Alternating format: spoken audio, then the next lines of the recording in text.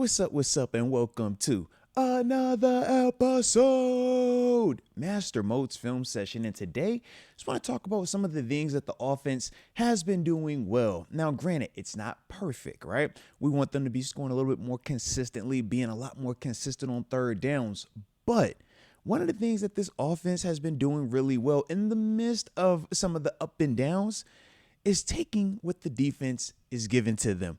And in this past game, it gave us a lot of production, man. So you know the drill. Hit the like button. Don't forget to subscribe. And let's get to this tape. All right, so on this first play, we get a chance to see the offense taking what the defense gives them, getting Kenneth Gainwell out the backfield.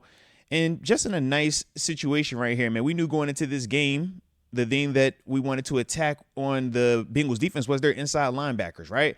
So defensively, the Bengals are in man-to-man coverage, right? Actually, it's called one hole in terms of what they're running. Everybody's in man, and one of the linebackers, I believe it's number 44, is the free underneath defender that, you know, his whole job is to just jump any route that crosses in between the hashes, right? So with that, though, it puts the other linebacker, number 49, in man-to-man coverage on Kenneth Gainwell. But from the wide copy, just looking at the coverage, you can see where 49, the inside backer, has Gainwell, right? Then from there, the corner is on Jonnu Smith. Then the outside corner is on Roman Wilson. So it's literally one-on-one from the hash to the sidelines by the time Kenneth Gainwell free releases to that side of the field. So it's a challenge for this linebacker because, number one, now he's inside out chasing, but still feels like he has to protect across his body if Gainwell were to cut back, but then also defended against what actually happened in terms of Gainwell running right by him. Now let's look at the end zone copy as well, because here you can get a little bit more appreciation. Initially, from the alignment standpoint, as we pause before the ball is snapped, 49 is in great position in terms of his leverage, right? Because 14 is having to cross all the way over to there. But the problem is, once the play happens, 49's first initial steps are bad. He does a 2-foot hop, and from there, he loses his body position in terms of where he would want to have been versus 14. Now, he could be playing it as I want to maintain inside leverage, which is the case here, right? Because in cover one, in terms of where the safety help is, you want to, or you feel like you want to protect inside out in this scenario. The problem is this, though, because of where you are located on the field and the routes that we ran with this, is a clear out concept. So you're getting this as the highlight. This is what they're hunting. And you can see just a subtle little half a hesitation makes 49 pop up for a second. And then from there, Gainwell outruns them for the end zone. But nice job in terms of the offense taking what the defense gave them. When we went back to the wide angle, could Aaron Rodgers have hit DK? Yes. But at the same time, was this something that they were really hunting? Yes, in terms of getting our running backs on their linebackers. So as long as the end result was a positive play, and in this case, a touchdown, I'm okay with Aaron Rodgers not going to DK Metcalf here and instead hitting Kenneth Gainwell for the touchdown. Now, this is the play that had everybody in an uproar. Darnell Washington dribbling grown men off the ground or off the field. Whoop, there you go. Hey, you don't want none of that. Watch out, 22. Just cuz. Love it, love it, love it. Let's talk about it. Once again, Bengals decided to play, and this was one of their things that they did versus us. They liked the cover one with a low hold defender, and the hold defender was the linebacker, right? Talk about number 49. So with that, though, for the Steelers, they understood that, yeah, man, even if I'm running a crossing route concept, which this right here, right, DK and Darnell Washington, just exchanging across the middle of the field, see which matchup is better. Maybe you got to step on a defender. Maybe somebody drops the coverage, right? So you look at DK, yeah, pretty covered up, right? Or it's a little bit more of a tighter window throw. We look at Roman Wilson spotting up over the hash by the middle of the field, the logo. It's a tight throw, right? Because that DB is going to be breaking on him. But when you look at Darnell Washington, he's running away from his guy. He has the advantage right here because, once again, what did we say 49 did on the last play? Hopped, right? Bad first step. So because of that, he loses his body position, and now he's in chase technique. So it happens once again right here. Now you have Darnell Washington with the step on him. Nice throw, right? Make the routine plays routinely.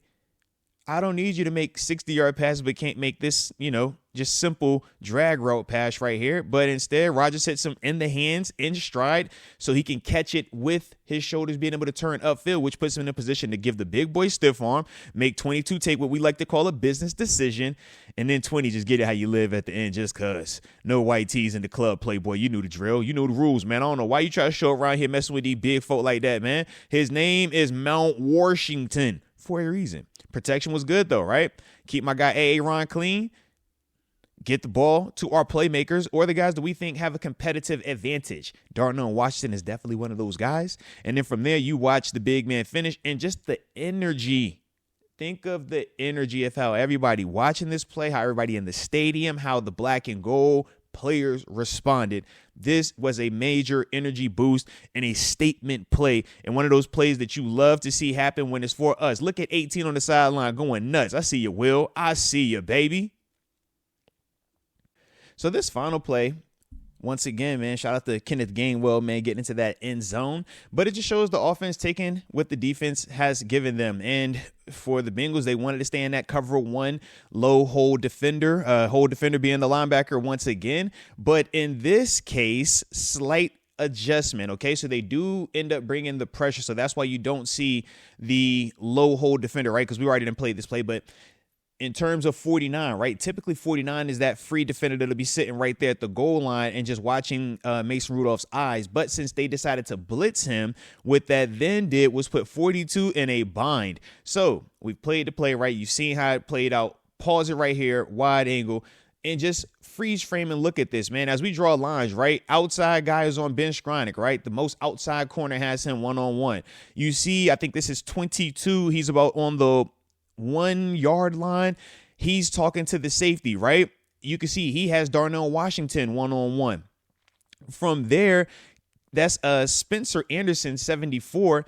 He's also going out in a route, and the safety, right, in the middle of the field, you see him in the goal line pre-snap. He's communicating because he's saying he got 74. So what that does is it puts 42, the backside linebacker, who's on the left side of the center, right? The defense's left side.